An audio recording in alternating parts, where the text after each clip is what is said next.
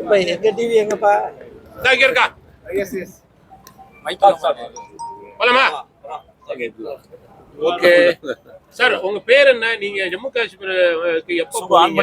அங்க என்ன நீங்க பாத்தீங்க? எந்த இடத்துக்கெல்லாம் ஜம்மு காஷ்மீர் போனீங்க? அந்த துப்பாக்கி சூடு சம்பவம் நடந்த பெகல்காம்ல நீங்க இருந்தீங்க. என் பேர் வந்து சையத் உஸ்மான். விழுப்புரம் மாவட்டம் செஞ்சி இந்த ஊரிலிருந்து நாங்கள் வந்து கடந்த ஞாயிற்றுக்கிழமை காலை ஜம்மு காஷ்மீர் போய் சேர்ந்தோம். அங்கே போயிட்டு நம்ம வந்து 2 நாள் சுற்றி பார்த்தோம். சம்பவம் நடந்த அன்னைக்கு அந்த சம்பவம் நடந்த இடத்துல வந்து எல்லாமே நம்ம முடிச்சுட்டு அங்கேருந்து கிளம்புறதுக்காக குதிரையில் ஏற போகும்போது தான் வந்து பின்னாடி வந்து ஃபயரிங் ஆரம்பிச்சிட்டாங்க. ஒவ்வொரு வந்து சத்தம் தூரத்துலேருந்து சுட ஆரம்பித்தாங்க. நாங்கள் ஏதோ பட்டாசு தான் வெடிக்கிறாங்க அப்படின்னு சொல்லி தான் நாங்கள் நினச்சோம். உடனே குதிரைக்கார் சொன்னார், இல்லை ஏதோ ஃபயரிங் ஆகுது, நீங்கள் உங்கள் உயிரை காப்பாற்றிக்க, நீங்கள் வந்து உடனே வந்து ஓடுங்க, இறங்கி ஓடுங்க. இருக்கிறது மேலே மலையில் நாங்கள் எப்படி ஓடுறதுன்னு கேட்கும்போது, உயிரை காப்பாற்றிக்கணும்னா நீங்கள் ஓடுங்கன்னா அந்த எந்த மேடு பள்ளம் பார்க்கல, கல் முள்ளு பார்க்கல. அந்த 3 கிலோமீட்டர் மலையை வந்து ஓடியே நாங்கள் வந்து கீழே இறங்கணும். இறங்கிட்டு வந்து ஹோட்டலுக்கு வந்தப்புறம் தான் எங்களுக்கு வந்து ஒரு நிம்மதி கிடைச்சது. அதுக்கப்புறம் வந்து தமிழ்நாடு அரசு அறிவித்த உதவி எண்ணை வந்து தொடர்பு கொண்டு இந்த மாதிரி நாங்கள் ஸ்ரீநகர் வந்து ஏர்போர்ட்டுக்கு போனோம். ஏர்போர்ட் போகிறதுக்காக எங்களுக்கு வந்து ரோட் க்ளோஸ் பண்ணியிருக்காங்க, உதவி வேணும் அப்படின்னு சொன்ன ஒரு 4 மணி நேரத்திலே எங்களை வந்து எங்கள் ஹோட்டல் ரூமுக்கே வந்து புதுக்கோட்டை கூடுதல் ஆட்சியர் அவர்கள் நேரடியாக வந்து எங்களுக்கு ஆறுதல் சொல்லி, உங்களுக்கு தேவையான அனைத்து நடவடிக்கைகளும் நாங்கள் வந்து உடனே செய்கிறோம். உங்களுக்கு எந்த விதமான சிக்கல் ஏற்பட்டாலும் தடங்கள் ஏற்பட்டாலும் உடனே எனக்கு வந்து நீங்கள் தொடர்பு கொள்ளுங்க, தமிழ்நாடு அரசு உங்களோடு இருக்கிறது என்பதை எங்களுக்கு சொல்லி ஆறுதல் சொன்னார். அதுக்கு அவருக்கு நன்றி சொன்னோம். அதுக்கப்புறம் டெல்லியிலிருந்து இருந்த உதவி மைய அதிகாரிகள் எங்களை தொடர்ந்து தொடர்பு கொண்டு கொண்டிருந்தார்கள். தொடர்ந்து எங்களுக்கு வழிகாட்டி கொண்டிருந்தார்கள். ஜம்மு காஷ்மீருடைய ஸ்ரீநகர் ஏர்போர்ட்டிலிருந்து டெல்லி வந்து அடையும் முறையும், எங்களுக்கு சென்னை சென்று அடையும் முறையும் நாம் உங்களோடு இருப்போம் என்று தமிழக முதல்வரின் சார்பாக வந்த அதிகாரிகள் அனைவரும் எங்களுக்கு மிகுந்த ஒரு ஒத்துழைப்பையும் ஆதரவையும் நல்கினார்கள். அதற்காக தமிழ்நாடு அரசிற்கும் தமிழ்நாடு முதலமைச்சர் மு.க. ஸ்டாலின் அவர்களுக்கும் எங்களின் சார்பாகவும் எங்களுடைய குடும்பத்தார் சார்பாகவும் எங்கள் ஊரார் சார்பாகவும் மிக்க நெஞ்சார்ந்த நன்றியினை தெரிவித்துக் கொள்கிறேன். சார், அந்த தாக்குதல் நடந்து பெற்ற போது அங்க செக்யூரிட்டி பர்சன்ஸ் இருந்தாங்களா? அவங்க எவ்வளவு நேரத்துல அங்க வந்து சேர்ந்தாங்க, ஏதாவது தகவல் தெரியும்? இல்லை சார், ஒரே டோட்டலா அங்கிருந்த வந்து ஒரு 500லேருந்து 1000 பேர் வரைக்கும் தான் அந்த ஸ்பாட்ல இருந்தாங்க. ஏன்னா ஒரு 3 கிலோமீட்டர் தொலைவில் ஒரு மலைப்பகுதி, குதிரையில் தான் போக முடியும்.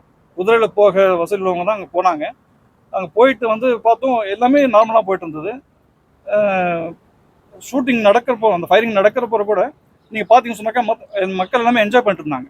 அது வரைக்கும் தெரியாது. 2-3 குண்டு அவங்க சுட்டப்புறம் கூட மக்கள் என்ஜாய் பண்ணிட்டு இருந்தாங்க. அப்போ எந்த விதமான பாதுகாப்பு படையினரோ இல்லை போலீஸோ அங்கே இல்லை. சம்பவம் நடந்து நாங்கள் பாதி மலை வந்து இறங்கிட்டோம்.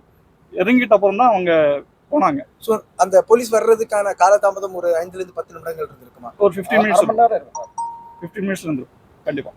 மற்றபடி அந்த இடத்துல இருந்த மக்கள் கூட்டத்திற்கான பாதுகாப்பு ஏற்பாடுகள் எதுவுமே இல்லைங்க. அது நார்மலா இருக்கிற மாதிரி அது அவங்க அந்த ஸ்பாட்ல வந்து இது வரைக்குமே அந்த மாதிரி நடக்கலைன்றதுனால தான் அங்க எதுவும் பாதுகாப்பு நடவடிக்கை இல்லை. ஸோ நீங்க வந்து டூருக்கு போனீங்கல்ல அந்த பெகல்காம் ஏரியால, எவ்வளவு நேரம் அங்க சுத்தி பார்த்தீங்க? இந்த சம்பவம் நடக்கிறதுக்கு முன்னாடி அந்த இடம் சிச்சுவேஷன் எப்படி இருந்தது? இந்த சம்பவம் நடந்ததுக்கு பிறகு எப்படி இருந்தது? 1.5 மணி நேரம் அங்க இருந்தோம். பேசிட்டு லைவ்ல போயிட்டு இருக்கு. 12:30 மணிக்கு எங்க கீழே இருந்து புறப்பட்டோம். ஒரு 3/4 மணி நேரத்துல 1:15 போயிட்டோம். அங்கேருந்து 2 மணிக்கு நாங்க கிளம்புறோம். 2 மணிக்கு கிளம்பி அந்த கேட் வழியா வர்றதுக்கு ஒரு 10-15 நிமிஷம் ஆச்சு. 2:10க்கு கேட்ல நிக்கிறோம். அது நடந்தது 2:15. 2:10க்கு நாங்க கேட்ல நிக்கிறோம்.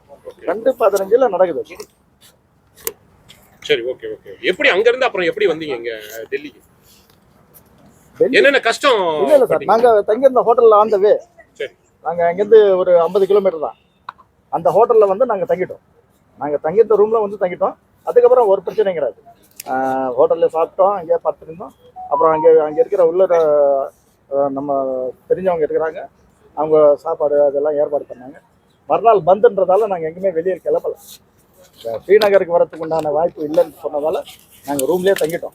ரூம்லேயே தங்கி தான் எல்லா அதிகாரிகிட்ட பேசியிருந்தாங்க. அப்புறம் காலையில் ஒரு கலெக்டர் வந்து கிளியர் ஆகிடுச்சு, நீங்கள் காலையில் புறப்பட்டு போகலாம், எந்த பிரச்சனையும் இருக்காதுன்னு சொன்னாங்க. அதுக்கப்புறம் சார் நீங்கள் பேசுங்க. நன்றி.